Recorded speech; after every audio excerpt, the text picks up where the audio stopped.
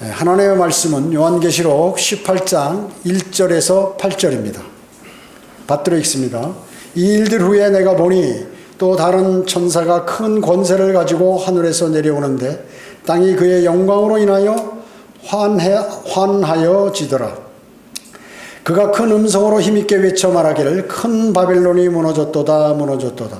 마귀들의 거처가 되고 온갖 더러운 영의 소굴이요 모든 더럽고 가증한 새의 소굴이라. 이는 모든 민족들이 그녀의 음행으로 인한 진노의 포도주로 취한 까닭에 땅의 왕들이 그녀와 더불어 음행하였고 또 땅의 상인들도 그녀의 사치와 풍요함으로 부유하게 되었음이라 라고 하더라. 또 내가 들으니 하늘에서 다른 음성이 나서 말하기를 나의 백성들아 그녀에게서 나오라. 그리하여 그녀의 죄들의 동참자가 되지 말고 그녀의 재앙들도 받지 말라. 이는 그녀의 죄들이 하늘에까지 닿았고 또 하나님께서는 그녀의 불의를 기억하셨기 때문이니라. 그녀가 너에게 준 만큼 그녀에게 되돌려주라. 그리고 그녀가 행한 것을 따라 2배로 갚아주라. 그녀가 채운 잔에도 그녀에게 2배로 채워주라. 그녀가 자신을 영화롭게 하고 즐기며 산 만큼 그녀에게 고통과 슬픔을 주라. 이는 그녀가 마음에 말하기를 나는 여왕으로 앉아있고 과부가 아니로다. 그러므로 내가 결코 슬픔을 당하지 아니하리라고 하였기 때문이니라. 이로 인하여 그녀의 재앙들이 하루 만에 닥치리니 죽음과 슬픔과 기근이요 또 그녀는 불로 완전히 태워지리니 이는 그녀를 심판하는 주 하나님은 강하시기 때문이니라. 이렇게 말씀하셨습니다. 자, 그녀가 여기서 누굽니까? 로마 카톨릭. 오늘 말씀 제목은 무너져버릴 로마 카톨릭입니다. 무너져버릴 로마 카톨릭. 자, 이 로마 카톨릭에 관한 내용이죠. 오늘은 바로 이 로마 카톨릭에 대하여 말씀드리도록 하겠습니다. 우리 이번에 학회지 400호에 보면 로마 카톨릭에 관해서 집중적으로 이렇게 말씀한 내용도 있는데요. 많이 읽어보시기 바랍니다. 저는 과거에 영국, 프랑스, 스위스, 이탈리아를 비롯한 유럽 여행을 한 적이 있었는데요. 그 당시 느낀 점은 인간의 문명은 인간의 교만에서 나온 인본주의에 중심을 두었고 이에 편승한 로마 카톨릭은 가장 가증한 우상의 종교라는 것을 여행을 통해서 더욱 실감하게 되었습니다. 그러나 하나님께서 만드신 자연은 신비롭고 아름다우며 거대하면서도 기후와 환경 색채까지 또 사람뿐만 아니라 동식물 모두에게 아주 적합하도록 세심히 만드셨다 하는 것을 알게 되었어요. 더욱더 느끼게 되었습니다. 요한계시록 17장 18장은 너무나 유명한 내용이 나오죠. 바로 로마 카톨릭이 사탄의 종교이며 대환란 때 여지없이 무너져 내리며 주님에 의해 저주받은 내용이 기록되어 있기 때문에 그런 것입니다. 그로 인해서 로마 카톨릭은 약 1200년 동안 사람의 손에서 성경을 빼앗고 통제하는 중세 암흑 시대를 만들었던 것입니다. 왜? 요한계시록을 보고 사람들이 17장 18장에 요한계시록의 로마 카톨릭의 멸망이 있고 또 요한계시록은 함부로 해석하면 큰일 난다. 벌을 받는다.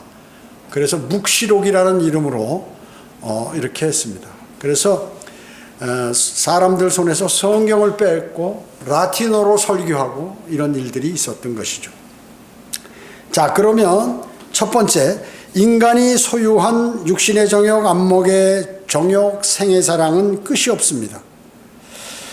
인간들이 모여서 최초에 무엇을 만들었죠? 도성을 만들었죠. 도성을. 즉 바벨탑을 쌓아서 하늘에 닿고 싶은 그러한 교만이 인간들에게 싹 텄던 것입니다. 창세기 11장 4절에 보면 가서 우리를 위하여 도성과 탑을 세우되 탑 꼭대기가 하늘에 닿도록 하여 우리의 이름을 내자. 그리하여 우리가 온 지면에 멀리 흩어지지 않게 하자. 이렇게 얘기했던 것입니다. 노아의 홍수 이후 사람들은 이제 다시 교만해져서 탑을 합심해서 이렇게 쌓았던 것입니다. 그러자 하나님께서 그들의 언어를 혼잡게 하셔서 사람들을 흐트러 버리셨죠. 그렇죠? 톱을 갖고 오는데 망치 갖고 오고, 망치 갖고 오는데 도끼를 갖고 오고, 뭐 이러니까 작업이 안 되는 거예요. 그래가지고 전부 흩어져 버리고 바벨탑은 짓다가 중단이 돼 버렸습니다. 유럽의 모든 문화와 유적들은 아름답고 웅장하며 거대하고 신비적이며 기술적인 면을 부각하기 위해 노력한 인간의 흔적이 보입니다. 영국이 대영 제국일 때 세계에서 거둬들인 유물들이 전시된 대형 박물관, 온통 도시가 아름다운 건물로 쌓인 파리와 거대한 루브르 박물관이 바로 그것입니다.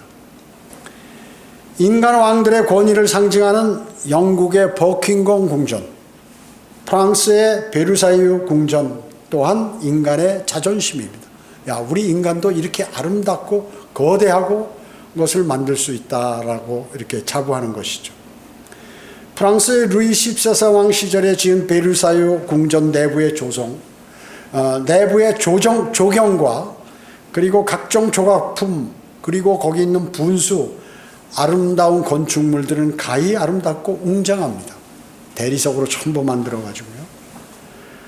하늘을 찌를 듯한 거대한 철제 구조물 에펠탑, 그리고 런던과 파리의 거대한 성당들, 그리고 영국 런던과 프랑스 파리를 잇는 도보 해협의 해저 고속열차 유로스타, 이것들은 바로 인간들의 욕망의 표현이었던 것이에요. 그러한 욕망과 힘과 거대한 표현은 이탈리아로 가보면 더욱더 강렬하게 느껴집니다.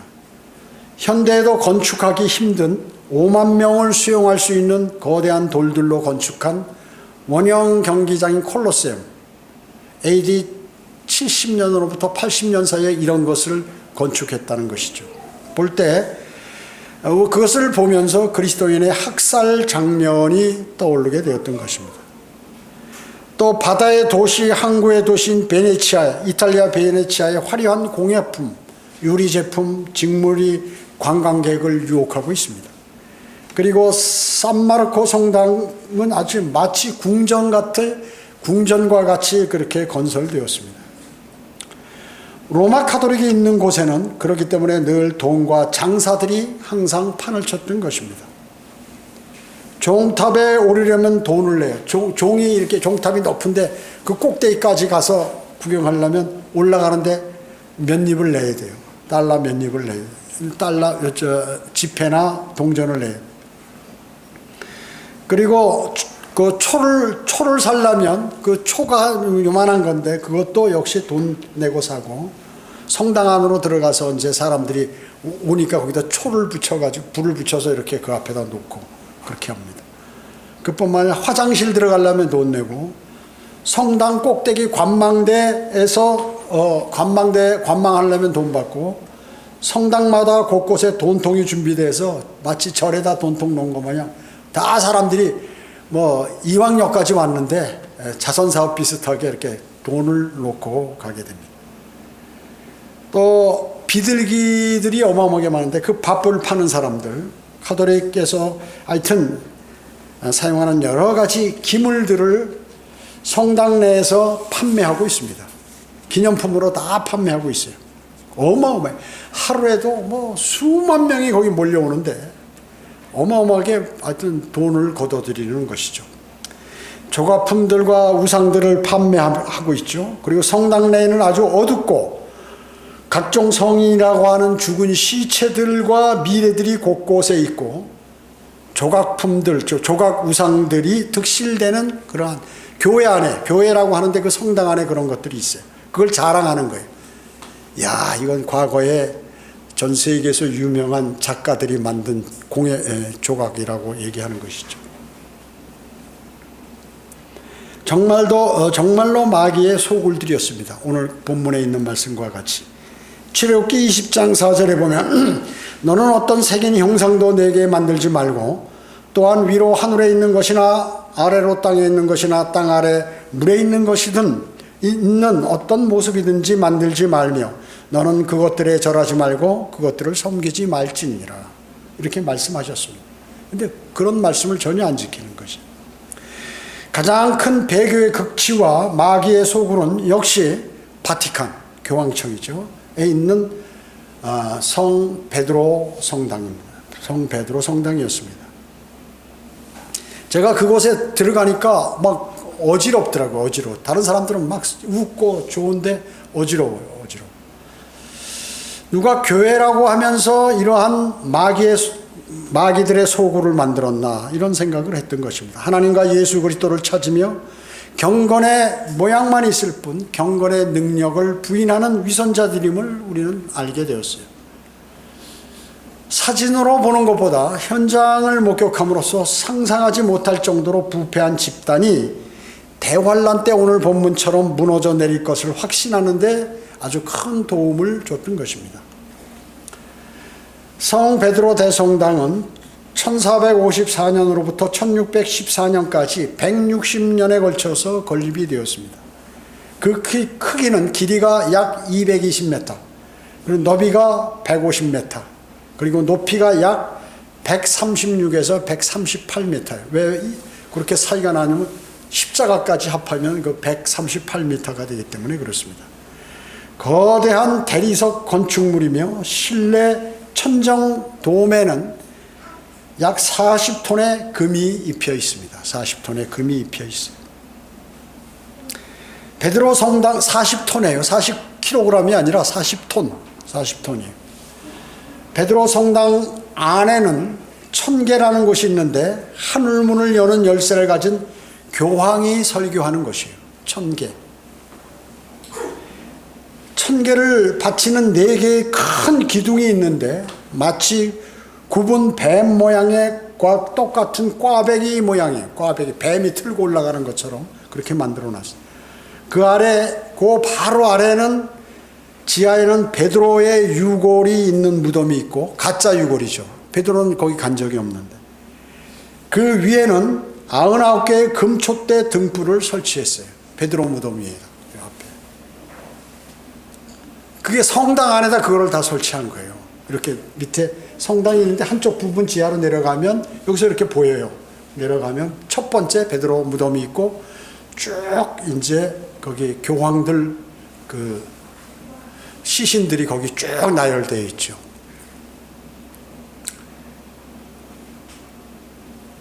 그 아래 지하에는 베드로 그렇고 도금된 거대한 황금 옥자가 있어요. 황금 옥자.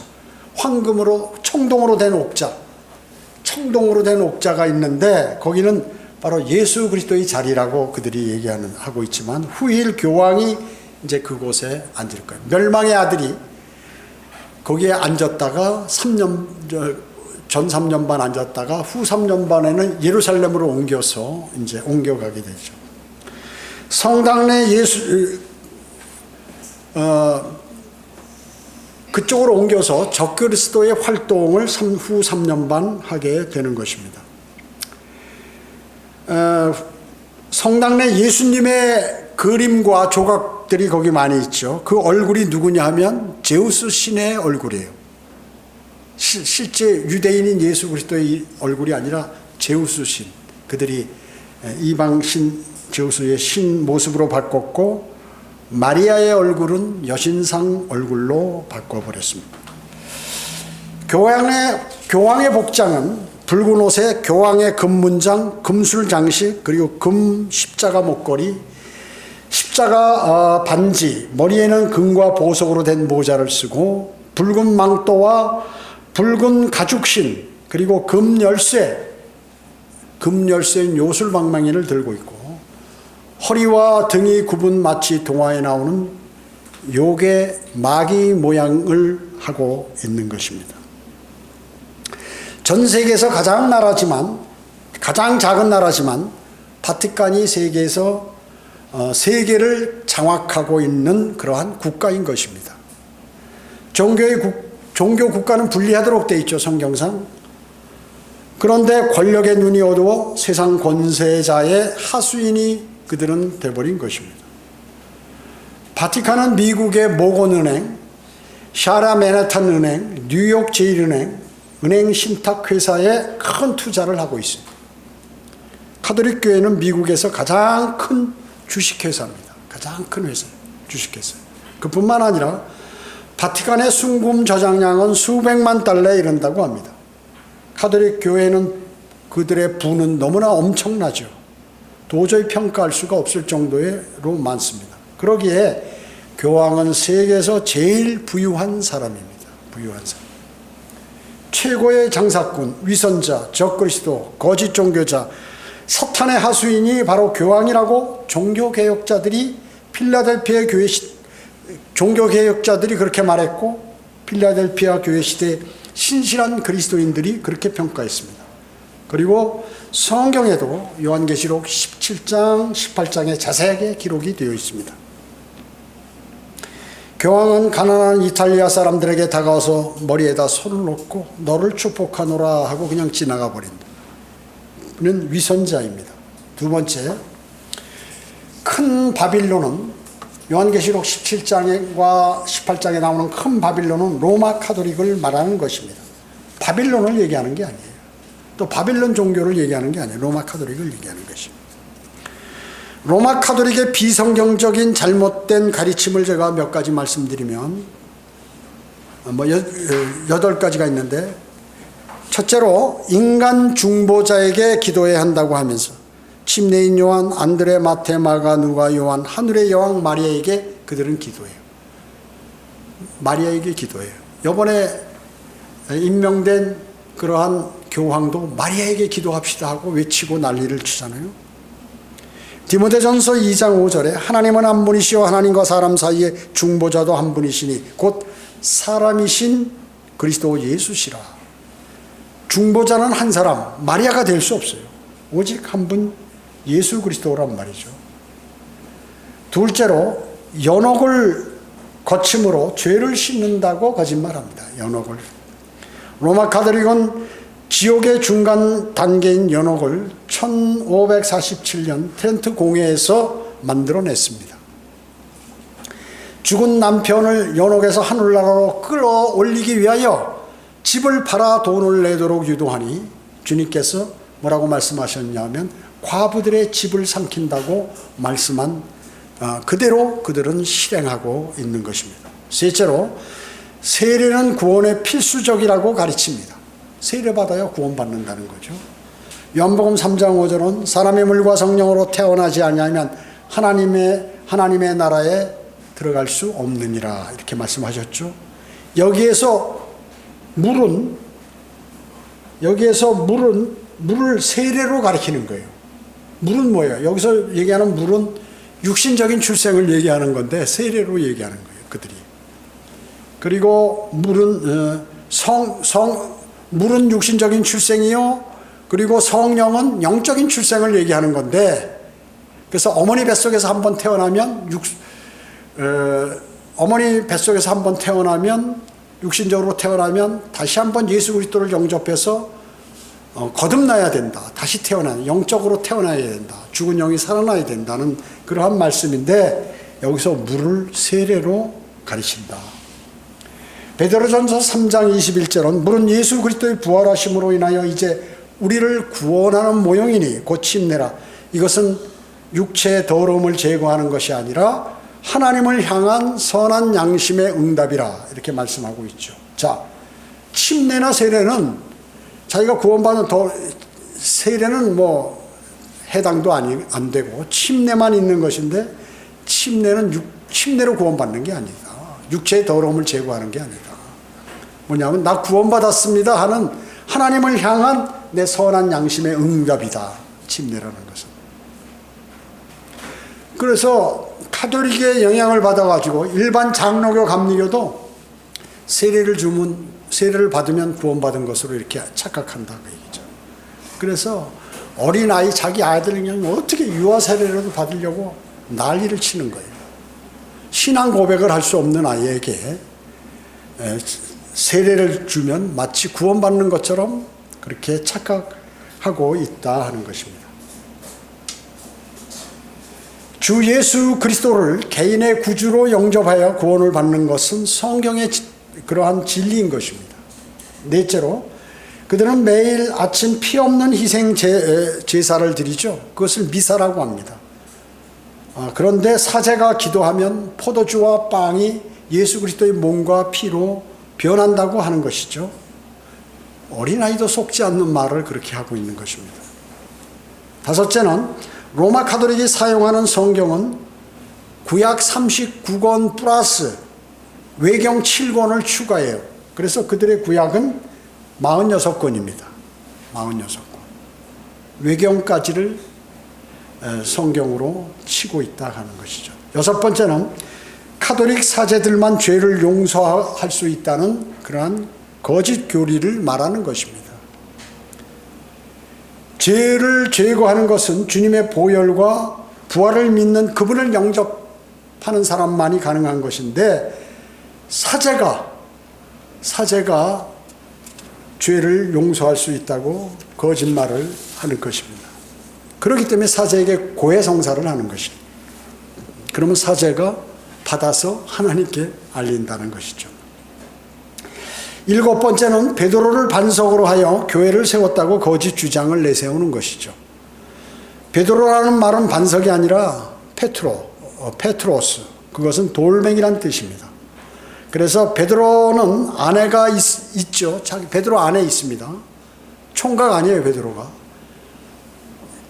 그렇기 때문에 그는 때로는 예수님께서 그를 사탄이라고 그랬어요. 사탄아 내 뒤로 물러가라 라고 하셨고, 그리고 주님을 그는 저주하기도 했고 바울에게 면박을 받기도 했습니다. 자, 그렇기 때문에 교황들은 어때요? 모두가 총각이죠. 결혼 안 했어요, 전부. 근데 초대 교황 베드로는, 초대 교황을 가톨릭에서 베드로라고 하거든요. 베드로는 결혼했다 그 얘기죠. 아내가 있어요. 그리고 로마에 간 적도 없어요. 주님께서 베드로에게 너는 베드로라, 너는 돌멩이야, 페트로스야, 헬라어로 얘기하면 너는 돌멩이야, 너는 베드로라 이렇게 말씀하셨어요. 그리고 예수님께서 자신을 가리키시면서 이 반석 위에, 이 페트라 위에, 이 반석 위에 내가 교회를 세우리라고 말씀하신 것이에요. 그래서 지옥의 문들이 그것을 이기지 못하리라 이렇게 말. 구원받은 사람들을 지옥에 보내지 못한다고 이렇게 말씀하고 있는 것입니다. 그래서 여기서 명확하게 예수님께서 너는 베드로고 내가 이 예수님의 반석 위에 세운다고 그랬는데, 많은 장로교, 감리교, 로마 가톨릭은 뭐냐 하면 베드로 위에 교회를 세우셨다고 이렇게 알고 있는 것이에요. 어리석은 사람들이죠. 또한 예수님께서 천국의 열쇠를 너에게 주겠다고 말씀하셨거든요. 열쇠가 아니에요. 열쇠들이지. 열쇠들하면 많다는 거죠. 말씀하셨고, 초대교황 베드로가 이 천국에, 그래서 베드로가 열쇠를 갖고, 지금도 교황이 그걸 갖고 있는 거예요. 계속 바톤을 받았다고, 베드로로부터 인수받았다고 하는 거죠. 그것이 지금 교황이 가지고 있는 만화 같은 그러한 열쇠라고 얘기죠. 금으로 만들어서 그것도 크게 만들어가지고. 이것은 하늘나라의 열쇠를 말하는 게 아니잖아요. 천국의 열쇠들을 준다 하는 말씀은 베드로가 처음 이방인인 로마 백부장 코넬료에게 복음을 전할 것을 허락하신 것이에요. 그래서 복음의 열쇠, 복음을 전할 것을. 그래서 열쇠들, 다른 사람들도 다 그렇게 전한다 하는 것이에요.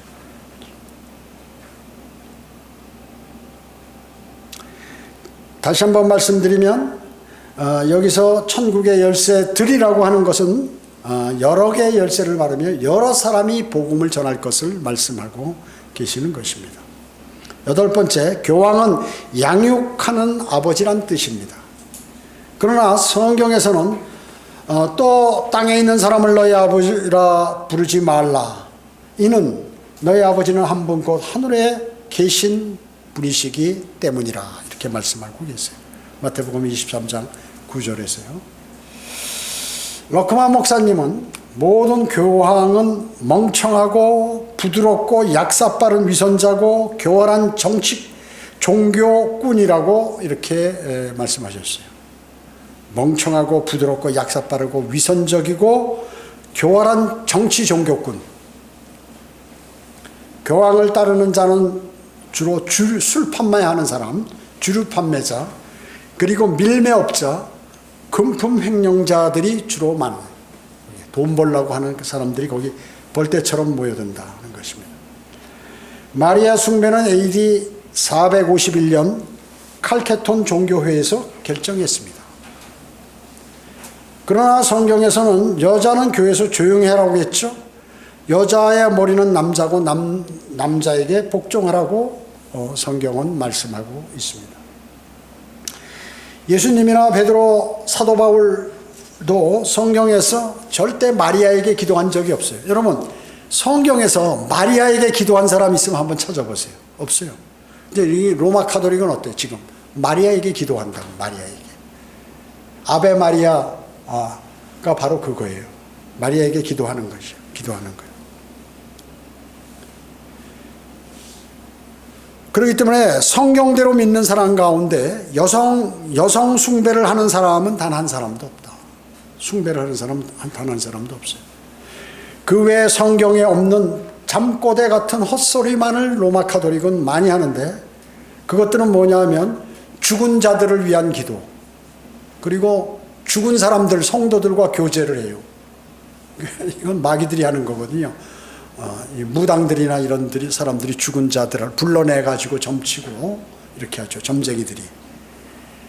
그리고 수녀들, 신부, 추기경, 대주교, 교황, 성경에 없는 단어들 다 쓴단 말이죠. 미사, 묵주, 성가대 가운, 수도원장, 유아세례, 연옥, 성체성사, 성찬용 금장, 그리고 봉헌미사, 십자가, 성자를 찬양, 성자, 또 로사리오 기도서, 성수 뿌림, 촛불과 향, 세례에 의한 중생, 독신 성직자, 이런 것들, 성경에 없는 내용들을 모두가 수행하고 있다. 그러니까 로마 카톨릭은 제가 얘기하잖아요. 단 한 가지도 성경적인 게 없다. 로마 카톨릭은. 가짜 성경이 어디서 나왔냐 하면, 가짜 성경인 바티칸 사본과 시내 사본에서 그 계열이란 말이죠. 거기서 나온 거예요, 다. 바티칸 사본은 어디 있어요? 바티칸 도서관에 가면 다 썩어가지고 이렇게 돼 있는, 아무도 보지 않아가지고 지금까지도 남아있는 그 사본이 있어요. 바티칸 사본. 이 변개된 성경이란 말이죠. 시내 사본은 어디서 났나 찾았냐 하면은, 시나이 반도 수도원에서 쓰레기장에서 있는 걸 누가 주워다가 거기다 갖다 놓은, 아무도 보지 않기 때문에 버린 것을 다시 주워와서 갖다 놓은 게 시내 사본이에요. 그 두 사본에서 나온 것들이 지금 개혁성경 개혁개정판이란 말이에요. 쭉 나온 게 미국의 개혁성경, 또 NIV 뭐 이런 것들이 다 그 계열에서 나온 성경들이다. 로마 카톨릭은 성경대로 믿는 사람들을 6천만 명이나 죽인 흡혈귀이고, 중세 암흑시대 1200년간 성경을 빼앗았던 것입니다. 자, 크게 세 번째, 로마 카톨릭의 최후는 어떠한가? 로마 카톨릭의 최후. 요한계시록은 사도 요한이 어제 patmos업에 유배당했을 때 주님께서 요한을 부르셨죠. 그래서 그가 영적 체질로 바뀌어서 하늘로 들림받아가지고 교회 시대를 과거로, 그리고 대환란을 현재로, 그리고 천년왕국을 미래로 보고서 기록한 것이다. 그렇기 때문에 여러분, 요한계시록 시제를 보면 과거였을 때는 과거형으로 말한 건 교회 시대를 얘기하는 현 시대, 현재를 얘기하는 것은 대환란을 얘기하는 것이고, 그 다음에 미래를 얘기하는 것은 천년왕국과 영원을 얘기하는 거예요. 그러니까 요한계시록이 대단하죠. 거기에 교회 시대, 특히 대부분은 요한계시록 5장으로부터 19장까지는 대환란에 관해서 4번 반복해서 말씀하는 거예요. 그리고 그 넘어서 천년왕국이 있고 영원시대 새 예루살렘에 관한 것 있고 그래요. 그러니까 요한계시록은 다 나와 있죠. 교회 시대로부터 그 이후에 상황들이 다 나와 있습니다.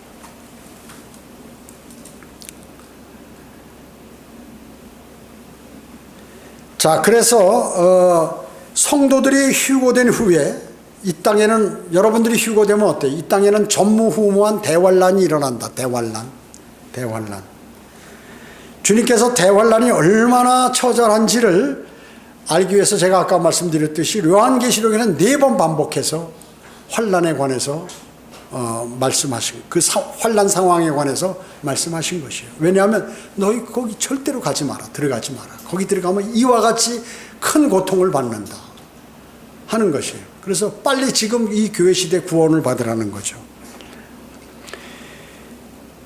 그때 본문에 있는 큰 바빌론이 무너지는데, 큰 바빌론은 바로 이 로마 카톨릭을 말하는 것입니다. 말씀하고 있는 것입니다. 요한계시록 17장 6절 7절에 보면, 또 내가 보니 그 여자가, 큰 바빌론이죠, 성도들의 피와 예수의 순교자들의 피에 취하였더라. 그러므로 내가 그녀를 보고 크게 의아하여 보고 놀랐노라. 그러자 그 천사가 내게 말하기를, 왜 놀라느냐? 내가 그 여자의 신비와 그녀를 태운 7머리와 10뿔을 가진 그 짐승의 신비를 너에게 말하리라. 이렇게 말씀하셨어요. 자, 요한이 들림 받아가지고 하늘에 올라가서 딱 보니까 이제 예수님 믿는 사람들을 전부 잡아 죽이고 그 피를 마시고 막 이렇게 하더라고요. 이죠. 취해 있는 한 여자가 있는데, 그 로마 카톨릭이죠. 그 여자를 보고 이 요한이 깜짝 놀란 거예요. 왜냐하면 그 로마 카톨릭이니까 깜짝 놀래요. 로마 카톨릭이 기독교인 줄 알았는데 거기 가서 보니까 완전히 창녀에다가 사람들을 다 죽이는 그러한 것들을 보고 의아하고 깜짝 놀랐다 그 얘기죠. 그래서 내가 그의 신비를 알려줘. 이거는 사탄이야, 가짜야. 이거는 그리스도인들을 죽이는 그러한 집단이야 라고 알려준다는 거죠. 그래서 로마 카톨릭은 성경대로 믿는 사람들을 6천만 명 이상 죽인 피에 취해 있는 것입니다. 요한계시록 17장 9절에 보면, 지혜 있는 생각이 여기 있으니 7머리는 그 여자가 앉은 7산이라고 이렇게 말씀하셨어요. 로마에 가보니까 바티칸이 어디 있냐면 산이 이렇게 7개 있는데 그 위에다 건축했어요. 정확하게 성경이 정말 대단해요.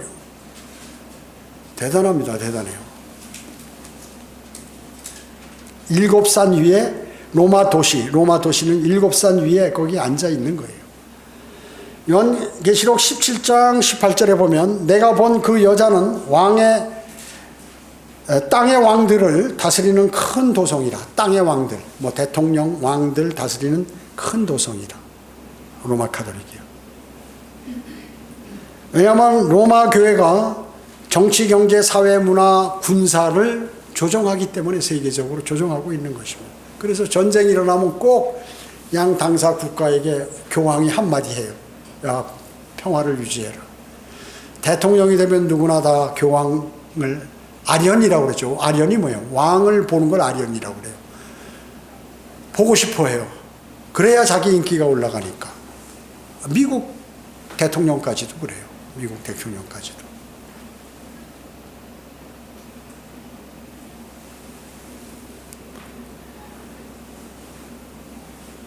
요한계시록 14장 8절에 보면, 또 다른 천사가 뒤따라가며 말하기를, 큰 도성 바빌론이 무너졌도다. 이는 그녀가 모든 민족들에게 그녀의 음행으로 인한 진노의 포도주를 마시게 하였음이로다. 한순간에 무너지더라고 얘기죠. 요한계시록 14장에도 나옵니다. 음행한다는 게 뭐예요? 이 종교도 좋고 저 종교, 종교 통합하자. 우상을 섬기는 종교하고도 다 통합하는 거예요. 그게 기독교라고. 그러니까 장로교, 감리교, 성결교, 심지어 침례교까지도 이제 무슨 다른 종교를 존중해야 된다. 과거 조영교 목사는 불교에도 구원이 있다.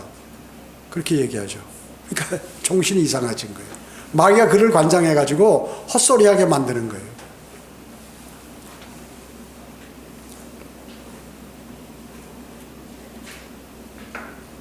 요한계시록 16장 18, 19절에 보면, 음성과 천둥들과 번개들이 있고 큰 지진이 일어났는데 그 지진은 너무나 엄청나서 사람이 땅에 거주한 이래로 그처럼 강력하고 큰 지진은 일찍 없었더라. 또 큰 도성이 세 부분으로 갈라지고 민족들의 성읍도 붕괴되며 큰 바빌론이 하나님 앞에 기억되었으니 이는 그녀에게 그분의 맹렬한 진노의 포도주 잔을 주기 위함이니라. 자, 바티칸이 어떻게? 세 갈래로 부서진다. 아주 명확하게 몇 갈래로 부서지는 것까지 성경에 기록되어 있어요. 세 갈래로. 큰 도성이 세 부분으로 갈라진다. 그래서 그렇게 붕괴될 것이다. 요한계시록 18장 2절에 보면 그가 큰 음성으로 힘있게 외쳐 말하기를 큰 바빌론이 무너졌도다 무너졌도다. 마귀들의 거처가 되었고 온갖 더러운 영의 소굴이요 모든 더럽고 가증한 새 소굴이로다. 이렇게 말씀하고 있습니다. 여러분 지금 마틴 루터, 종교개혁을 한 마틴 루터가 신부였잖아요. 그래가지고 거기서 자기가 독립하면서 나오면서 뭐라고 그랬어요? 교황은 적그리스도라고 그랬어요. 적그리스도. 지금 개신교들은 교황 적그리스도라고 얘기 안 해. 장록이 어디서 나왔어요? 마틴 루터 거기 계열 아니에요. 칼빈하고 다 종교개혁자들.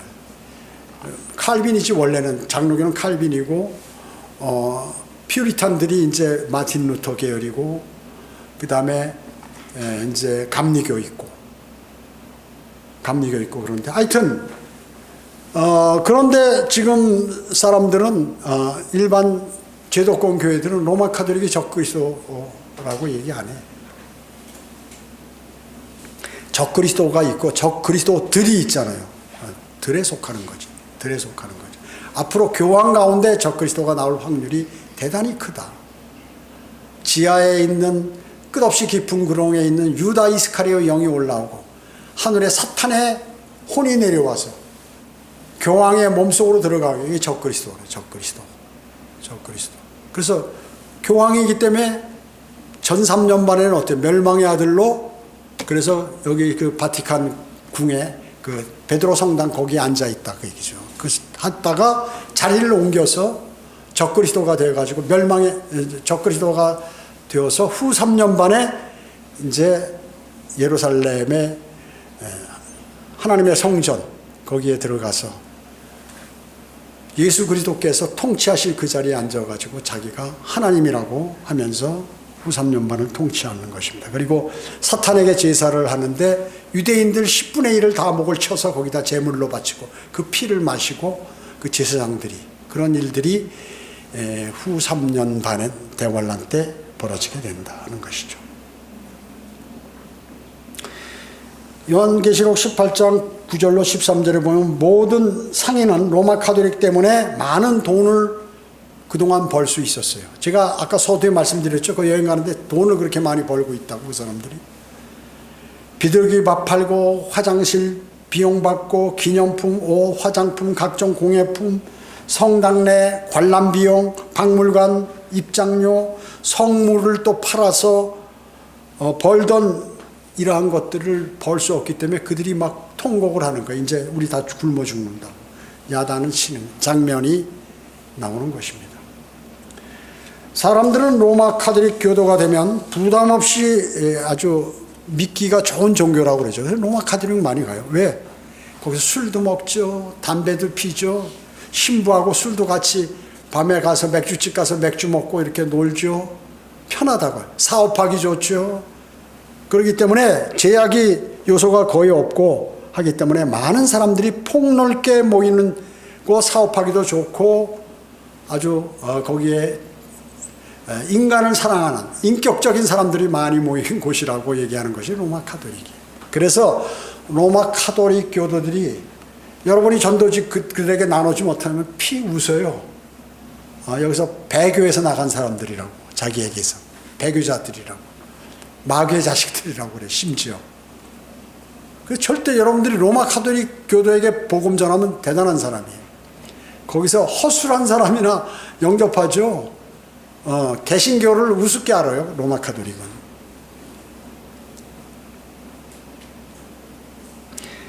그리스도인은 목사나 교회나 교단과 사람들을 기쁘게 하는 것이 아니죠. 아니라 주님을 기쁘시게 하는 것이 필요하다 하는 것이죠.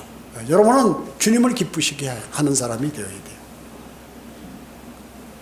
자, 그러나 이 목사들이나 많은 목사들이나 로마 가톨릭 신부들, 교황들, 이 사람들은 뭐예요? 사람을 기쁘게 해요. 그래서 인기를 중요하게 여겨요. 교황이 가면 말이죠. 사람들을 만나면서 그 환호하는 사람들 밑에 가가지고 악수하고 말이죠. 자기가 무슨 정치인이야? 세상 사람들하고 그러고 돌아다니고. 그 땅에 가면 말이죠. 비행기 트랙에서 내려오면 바로 땅에다 키스하고, 이건 내 땅이다 하고, 저 그리스도. 이런 식으로 한다고. 그거 보면 병자들 앞에 탁 해서 발에다가 입 맞추면 얼마나 참 거룩한 사람 같이 보여요. 그러니까 사람들이 다 속는 거예요. 우리는 당신 지옥 갑니다 그러고, 당신은 곧 심판받습니다 이런 소리는 하니까 어이구 저긴 가기 싫어.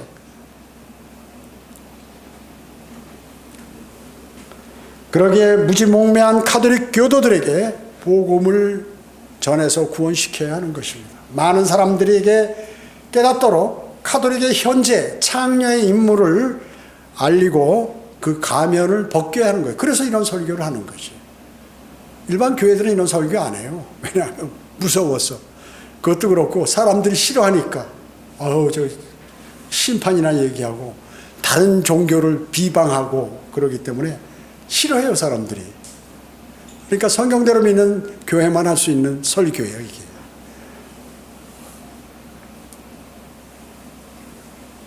자, 모든 가톨릭 교도에게 이 사실을 여러분은 알려야 돼요. 그래서 여러분 학회지 보면 또 오늘 설교한 거 다른 방면으로 많이 나와 있어요. 그런 걸 여러분들이 잘 아셔야 돼요. 또 여러분들 이번에 2단 시리즈가 나와 있죠. 그러면 잘 공부하셔서 다른 사람에게 그걸 알려줘야 돼, 여러분이요. 그게 진리를 전파하는 것이에요, 여러분이요. 저는 과거 유럽 여행을 통해 현장 목격함으로써 더욱더 성경 내용이 정확함을 알고 깜짝 놀랐어요. 여러분은 진리를 고수하고 비진리와 타협해서는 안 됩니다. 그리고 빛의 직분을 감당하는 그러한 그리스도인이 되어야 돼요. 그렇게 할 때 주님께서 여러분을 받으시고 그리스도의 심판석에서 면류관을 주시는 거예요. 그렇게 하니까 어떻게 비난과 고난과 어려움들이 있게 되죠. 지옥교회도 예를 들어서 강성하고 크면 모든 것이 쉽게 될 텐데 크게 되는 것을 원치 않더라도 진리를 바로 전파하는 그러한 교회를 주님은 사랑하신다. 거기에 성도들을 사랑하신다 하는 것입니다. 여러분 그걸 꼭 아시고 로마 가톨릭이 어떻다 하는 것을 명확히 하시고 사람들에게 알려야 하는 것이에요. 그 신비를 맡은 여러분은 청직이에요. 기도드리겠습니다. 전지전능하시고 자비로우신 아버지 하나님 감사드립니다. 저희들은 주님의 위대하신 말씀을 통하여 오늘 로마 가톨릭이 사탄의 종교이며 그가 어떠한 행동을 하고 있고 비성경적인 그러한 활동을 하고 있는지를 다시 한번 기억하게 되었습니다.